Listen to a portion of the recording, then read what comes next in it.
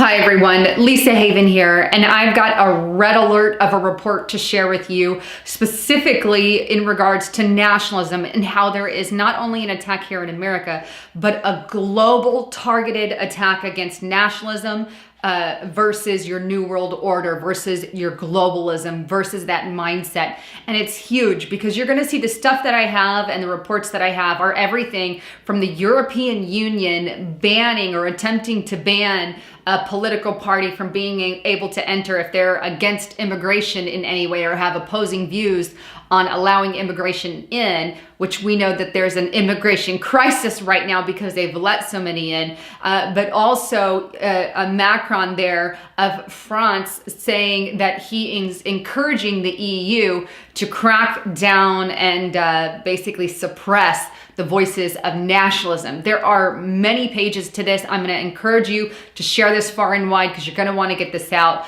But the first report I want to show you comes from Your News, put out April 17th, and it's titled EU Parliament Member Calls for Banning Political Parties That Criticize Immigration. Now, the report goes on to say that EU Parliament member Soraya Post has called for political parties that criticize mass immigration to be banned in Sweden.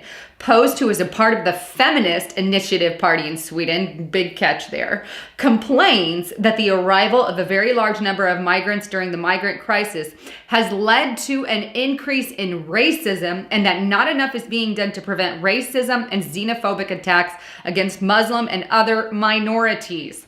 Xenophobia being you just dislike a certain foreigners or a certain type of person from another country. That's kind of what that means. But it goes on. Sweden must ban organizations that spread hatred and advocate fascism, Nazism, and racism, she writes, before making it clear that she is referring to Sweden Democrats, which is the country's largest anti-mass immigration party and has a chance of winning the next election. Let's wait there. Maybe the reason, Mrs. Post, that people in Sweden are forming and saying, hey, we need to have more rules and regulations to allow immigration in because you're having a mass immigration crisis and it's making your country poor, it's making your country unsafe, and it's making your country have more no-go zones. No-go zones as in areas that the cops won't even go into because the crime is so bad. This is coming as a result of the mass amounts of immigration that have been allowed in, and the country is turning upside down. I'll show you a few reports. The first one here, Global Research. This one's from 2017, but it hits the point. Europe's refugee crisis is now destroying Sweden. In 2015, at the height of the refugee crisis, Sweden took in more migrants per capita than any other European country. Here's another from Armstrong Economics, and this one details that Sweden is on the brink of a legal crisis. It goes on to say that a Swedish report has been leaked. It's leaked that concluded the refugee crisis is destroying Europe. The report has revealed that the number of lawless area, commonly referred to as no-go zones, areas that the cops will not go into because there's too much crime in Sweden, have now reached 61, rising from 55 in a year. In a year, it's jumped up 6 whole areas. This is insane. If it goes at that rate, all of Sweden will eventually fall into that category. And it will be hell on earth, if you will, for the Swedes. It goes on, this increase includes not only the total number, but also the geographical size of those areas. These are areas women can no longer freely walk around, no less than the police themselves. This is huge. You have a crisis, and look, we need to pay attention to this here in America. Why? Because they're doing the exact same thing, or they're attempting to do that. Now, Donald Trump is standing in the gap, and he's the only thing we got right now standing in the gap, and this is one reason I support him hugely. It's not because I don't want immigration in. I'm all for people immigrating and doing it the right way. What I don't want is a bunch of crime and unvetted people and running into what's happening in Sweden, what's happening in the European Union, what's happening in Germany. And all these leaders and dictators are over there parading it like it's a good thing and saying we need to now ban okay, political parties that are against immigration. What on earth? Why are they doing this? Well, they want to get rid of borders. That's the ultimate idea behind all of it. They want to erase borders completely. This is a global mindset. This is a new world order. If they have the borders erased, now you can have your 10-nation confederacy rise up, your antichrist rise up, and a global governance rule the world. And it has never, ever, ever, ever turned out good in history. Google it, look up a lot on world governments in the past, or ones that are similar to those styles of world government, and they never turn out the way that they claim. Now, that's not the only thing. Here's a specific attack on nationalism. Check out this report from BBC News titled, "France's Macron urges the EU to shun nationalism." So in addition to banning politics that are against immigration or criticize, not even against, criticize immigration, now they want those who are nationalists to be shunned. The report goes on to say that French President Emmanuel Macron has warned that there seems to be a European civil war between liberal democracy and rising authoritarianism. Look, there is no rising authoritarianism. They're attempting to say if you're a nationalist, again, nationalist just means you're a patriot, you love your country, you support your country. That's it.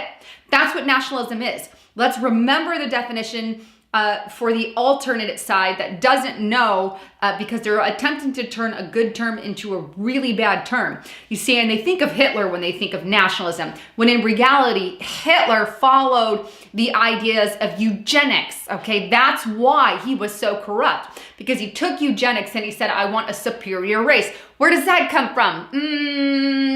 Carl Darwin, evolution, right? Okay, that's where the ideas spawned, and that's why he wanted to kill all the Jews, if you will, or go a certain way. But that is eugenics, and that's what he followed. He believed in a superior race, okay? Nationalism, you're just a patriotic love for your country. Can people take it above and beyond? Absolutely, but that's not the kind that Macron, is talking about here. He's just talking about the love of your country versus globalism, and they're trying to erase the line and say, put us all in a bad category. Huge, huge problem, but that's not all. Check out this second report here. They're even warning of this happening in the US. Observer.com, as Paul Ryan hedges toward exit, white nationalism continues its ascent in the GOP. And the report goes on to say that they are the biggest names. They're currently eyeing Ryan's seat. There is Paul Nellon, and excuse me for that, but you probably want to go for Paul Nellon if you're in that area. Vote for the guy, because if they're saying negative things about him, then I say go for it. And if he's a nationalist, then I say go for it. So if you have that capability, look for Paul Nellon. But he is a French politician contender previously supported by Breitbart, who the source is claiming, fake news, of course, they endorse white supremacy, which is not true. Breitbart does not endorse white supremacy. That is not true. It's a fabricated, overdone thing. But here they have US in America, media outlets openly attacking nationalists, people who love America. What kind of crud is that? This has just pissed me off. Here's another. This is the News and Advance. Red Letter Revival warns against intolerant Christian nationalism. The report goes on to say, or, I'm not going to read the report, but here's what it is in a nutshell. It's basically churches who support LGBT, that community, and who are a part of that are turning against the other churches, saying, okay, well, you're a bad church, and we need to take care of those churches because they're Christian nationalists, and Christian nationalists are bad. Here's the problem with that. Many in the LGBT community are nationalists and love the hell out of their country. They love America. Not all of them do. Many are globalists also. So why is one church saying, because they're LGBT style church, attacking the other just because one is a Christian nationalist, when both of them have nationalists in their congregation? There is a problem with that, big problem. And the problem is, obviously, LGBT can also be nationalists. Anybody who loves America, lives in America, I hope you're a nationalist, and I hope you love your country, because that is what is at the very stake here. Globalism versus nationalism. Please share this far and wide, and don't forget to check out my partner at TradeGeniusAcademy.com. Well, thanks again for tuning in, and it's 50% off now, so check it out below. Everything's found below. I'm Lisa Haven, signing out.